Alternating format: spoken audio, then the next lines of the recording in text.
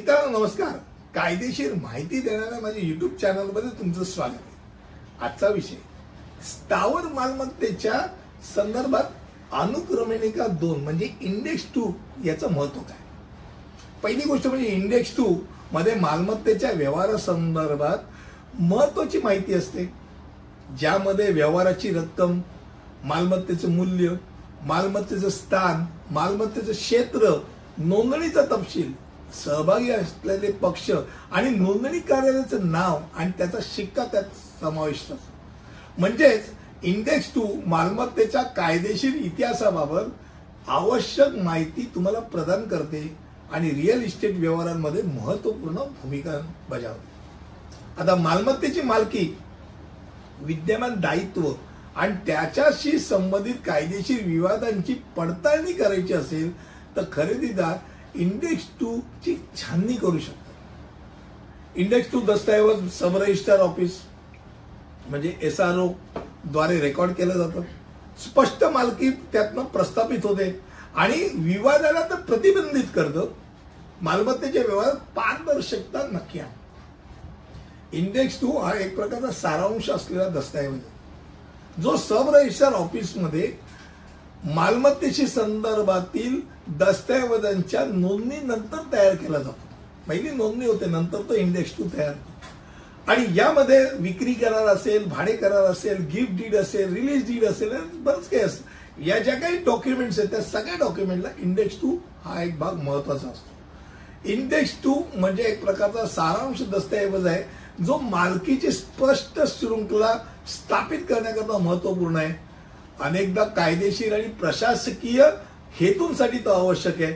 अगदीच बोलायचं झालं तर समजा मालमत्तेवरती तुम्हाला बँकेचं कर्ज घ्यायचंय, मालमत्तेची विक्री करायची, तर मालकीचं पडताळणी करण्याकरता, मालकी हक्काची पडताळणी करण्याकरता स्थानिक मालमत्ता कायद्यांचं पालन सुनिश्चित करण्याकरता इंडेक्स 2 बघितलं जातं. मालमत्तेच्या व्यवहारांमध्ये पारदर्शकता राखण्यासाठी, मालमत्तेच्या मध्ये मालकाच्या हक्कांचे रक्षण करण्यासाठी आणि फसवे दावे रोखण्यासाठी इंडेक्स 2 फार महत्वपूर्ण ठरतं.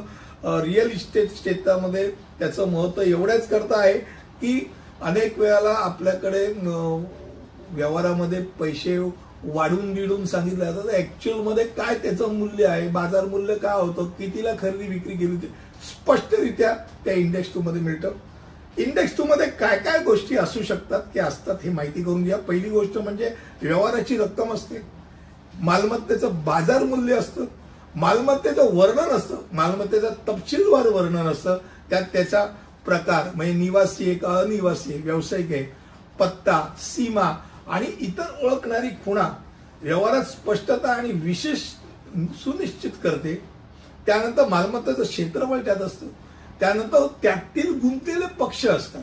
म्हणजे पक्ष म्हणजे खरेदीदार कोण आहे, विक्रेता कोण आहे, साक्षीदार कोण आहे, पक्ष क्रमांक 1 कोण आहे, पक्षकार क्रमांक 2 आहे, पूर्णपणे त्यात येतात आणि मालमत्तेशी संबंधित ओळख प्रस्थापित होते. त्यानंतर येतं नोंदणी तपशील. यामध्ये नोंदणीची तारीख, त्यातला दस्तऐवज क्रमांक त्यात समाविष्ट होतो, किती पानं आहेत त्या दस्तऐवज तीही त्यात येतात. त्यानंतर नोंदणीच्या कार्यालयाचं नाव येतं आणि पुष्टीकरण शिक्का म्हणजे स्टॅम्प येतो, तो सब रजिस्ट्रार ऑफिसचा स्टॅम्प, अधिकृत शिक्का आणि त्यासोबत त्या अधिकाऱ्याची स्वाक्षरी आणि त्याचं नाव असतं. म्हणजेच इंडेक्स 2 एक प्रकारे तुमचा सातबारा असतं असं म्हटलं तरी हरकत नाही, की ज्यामध्ये तुमचं सगळं येतं, वर्णन येतं. तुमची प्रॉपर्टी तुमची आहे का नाही आहे हे जर बघायचं असेल तर इंडेक्स 2 मध्ये तुमचं नाव आहे का हे जरूर बघा.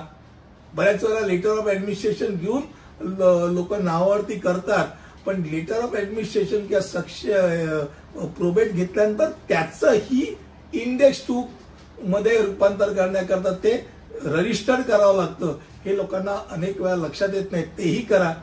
मला वाटतं आजचा विषय इंडेक्स 2 संदर्भात होता, स्थावर मालमत्तेच्या संदर्भातील इंडेक्स 2 बद्दल होता. कमी शब्दामध्ये आपल्या समोर तो मांडला. पुढील व्हिडिओमध्ये असंच काहीतरी घेऊन येईल. तिथपर्यंत इथेच थांबतो. धन्यवाद.